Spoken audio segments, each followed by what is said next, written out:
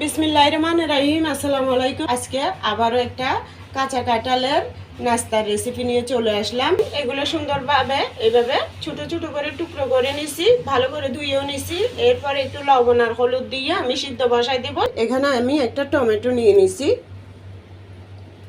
তেমন বড় না বেশি, আবার তেমন ছোটও না। তো এটাকে গ্রেট করে নিছি। এরপর আমি তো 4 কোয়া রসুন, এগুলোকে একটা একটা করে এখানে গ্রেট করে নেব।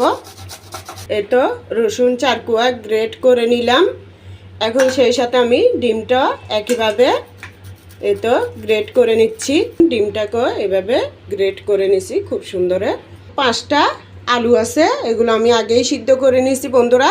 5টা আলু সিদ্ধ করাগুলো আমি এভাবে গ্রেট করে নেব ভালোভাবে। তো বন্ধুরা, আলুটা গ্রেট করা হয়ে গেল। দেখুন কিভাবে সুন্দর করে করে নিলাম। এখন আমি দেখুন এই চামচটা দিয়ে 1 চামচ, আধা চামচ চালের গুঁড়ি দিয়ে দিলাম। স্বাদ অনুযায়ী একটু লবণ দিলাম। ইস্ট দিয়ে দেব বোতলের ঢাকনির এই যে মাপ অনুযায়ী 1 কাপ দিয়ে দিলাম। এটা একটু মিশাই নেব। কাঁঠাল সিদ্ধটা ব্লেন্ডার করে নিচ্ছি। একবার কিন্তু করা হয়ে গেছে, যেহেতু ছোটটা বাইর করছি তাই দুবার করে করতে হচ্ছে। এভাবে করে নিলাম।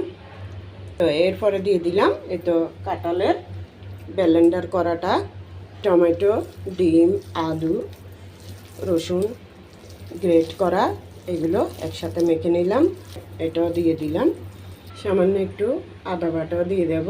তো দেখুন একদম অল্প করে একটা ডিম গ্রেট করে দিলাম, সিদ্ধ ডিম। এখন আরেকটা তো কাঁচা ভেঙে দিচ্ছি। আমি দুটোটা হাঁসের ডিম দিছি। তো এগুলো এখন আমি একসাথে ভালো করে মাখাই নেব। প্রথমে যেটা সিদ্ধ ডিম গ্রেট করে দিলাম ওটা নাস্তাটা দেখতে সুন্দর লাগবে, আর পরে দিয়ে যেটা কাঁচা ডিম দিলাম ওটার কারণে এটা আঠালো আঠালো ভাব হবে। মানে এই যে নাস্তাটা করার সময় নাস্তাটা আর ভেঙে যাবে না তেলের মধ্যে ভাজলে। তো এই বোতলের কাক অনুযায়ী 1 দিয়ে দিলাম ভ্যানিলা এসেন্স। এটা দিলে ডিমের কাঁচা গন্ধটা থাকবে না বন্ধুরা। তো বন্ধুরা, আমি আবারও 1 চামচ ময়দা দিয়ে দিলাম। প্রথমে আমি 1 চামচ ময়দা দিছি, এরপরে চাউলের গুঁড়ি দিছি আধা চামচ। এখন আবারও ময়দা দিলাম 1 চামচ। তো সেই সাথে নাস্তার কালারটা সুন্দর হওয়ার জন্য তো আধা চামচ থেকে কম একটু হলুদের গুঁড়ি দিলাম। তো একইভাবে একটু গুঁড়ি মরিচও দিলাম।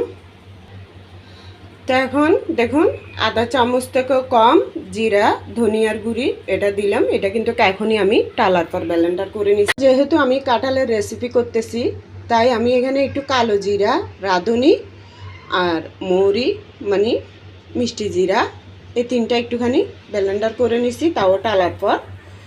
তো এটাও দিয়ে দিলাম আধা চামচ থেকে কম। সব কিছু দেওয়ার পরে আমি আবারও সুন্দর করে ভালোভাবে মাখিয়ে নেব। কাঁঠালটা 10 মিনিট পর্যন্ত সিদ্ধ করে নিয়েছিলাম বন্ধুরা, সেটা কিন্তু বলতে ভুলে গেছি, তাই এখন বলে দিছি। ঠান্ডা করে তারপরে ব্লেন্ডারটা করে নিছি। আবার গরম জিনিস দিয়ে কখনো ব্লেন্ডার করতে যাবেন না। এখানে কাঁচামরিচ পাকাটা আমি 2টো দিয়ে দিলাম একদম কুচি কুচি করে।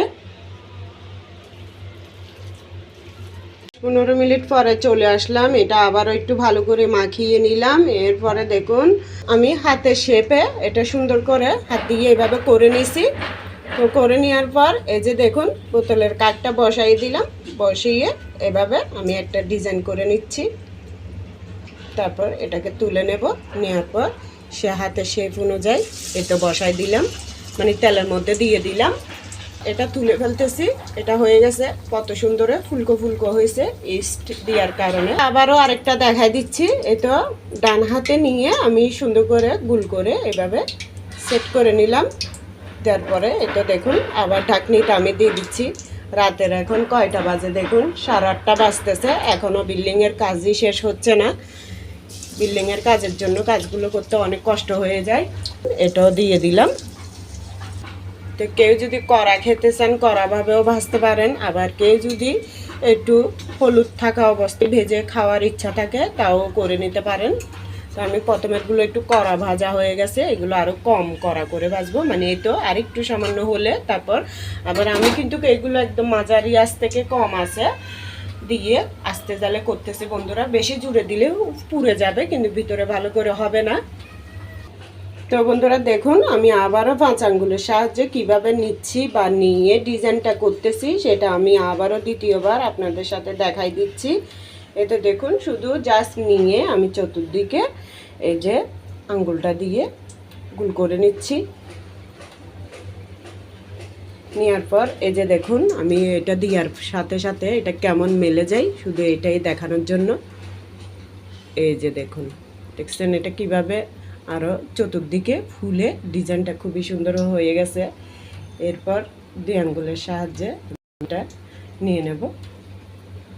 এটা কিন্তু নিচে ডুবানো অবস্থায় যখনই হয়ে আসবে এটা নিজে নিজেই ফুলে উপরে উঠে যাবে বন্ধুরা। তো দেখুন এটা কিন্তু পিছনের দিকটা এটা দেখুন আমি উল্টাই দিছি, ডিজাইনটা খুবই সুন্দর লাগতেছে। তো বন্ধুরা দেখুন মাশাআল্লাহ কত সুন্দরে এই তো 3টা 4টা করে দিয়ে দিয়ে আমি সবগুলো এই তো কাঁচা কাঁঠালের বড়াগুলো করে ফেললাম। তো দেখুন আপনাদের কেমন লাগে জানি না, ভালো লাগলে কমেন্টে জানাইয়েন। মাশাআল্লাহ দেখুন কত সুন্দর হয়েছে বন্ধুরা। তো আমি মাঝারি আঁচ থেকে কম আঁচে রেখে এইভাবে 10 মিনিট পর্যন্ত এই যে নাস্তাগুলো করে নিলাম বন্ধুরা। দেখুন আমি সামান্য শক্ত শক্ত করার জন্য 10 মিনিট পর্যন্ত করে নিলাম। তো অবশ্যই আমি ভেঙে দেখাবো আপনাদেরকে। তো দেখুন বন্ধুরা সব নাস্তাটা হয়ে গেল। এত সুন্দর একটা নাস্তার রেসিপি ঘরোয়া পদ্ধতিতে 2টো ডিম আর কাঁচা কাঁঠালের এত সুন্দর এত হেলদি পুষ্টিকর স্বাস্থ্যকর একটি নাস্তার রেসিপি আপনাদের সাথে শেয়ার করে দেখালাম বন্ধুরা। জানি না আপনাদের কেমন লাগে, যদিও ভালো লেগে থাকে তাহলে দোয়া আর ভালোবাসা দিয়ে আমার পাশে থাকবেন যাতে এই নতুন নতুন রেসিপিগুলো ছাড়ার উৎসাহ জাগে আমার মনে আপনাদের দোয়া আর ভালোবাসা পেয়ে। তো বন্ধুরা দেখুন আপনারাই বলুন এটা কত সুন্দর লাগতেছে। মাশাআল্লাহ মাশাআল্লাহ। তবে আমি আর আমার মেয়ে কিন্তু কেকটা কিন্তু প্রথমে করে খেয়ে দেখছি, অনেক স্বাদ হয়েছে, অনেক ভালো হয়েছে। তো বন্ধুরা আপনাদের যদি ভালো লাগে এভাবে করে দেখবেন, তবে প্রথমে অল্প করে দেখবেন, যদিও ভালো লাগে দেখবেন আপনাদের থেকে যদি অল্প করে যদি ভালো লাগে তো আপনাদের মনে চাইবে যে দ্বিতীয়বার আবারও করে খাওয়ার জন্য। ফ্রিজের নর্মালটা খুবই ছোটো তাই আমি অল্প করে করি, অল্প করেই যাতে 1 দিন অথবা 2 দিন রেখে খেতে পারি। আমি একটা ভেঙে দেখাচ্ছি কিন্তু এই যে দেখুন মাশাআল্লাহ আমি আপনাদেরকে দেখাচ্ছি বন্ধুরা, খুবই সুন্দর, যেমনি কিন্তু দেখতে সুন্দর তেমনি কিন্তু খেতে অসাধারণ হয়েছে বন্ধুরা। এই তো দেখুন আমি দুনো পাশে দেখাচ্ছি, দেখুন কত সুন্দর হয়েছে। এই তো এখন আমি একটা ভেঙে দেখাচ্ছি বন্ধুরা, দেখুন আপনারাই বলুন কত সুন্দর কত স্বাদের এই ধরনের রেসিপিগুলো যদি আপনারা পেতে চান বন্ধুরা। তো দোয়ার ভালোবাসা দিয়ে আমার পাশে থাকবেন যাতে আপনাদের দোয়া ভালোবাসা পেয়ে এইসব নতুন নতুন রেসিপিগুলো দিতে আমার খুবই ভালো লাগে, উৎসাহ জাগে। তো সবাই ভালো থাকবেন বন্ধুরা, আল্লাহ হাফেজ, আসসালামু আলাইকুম।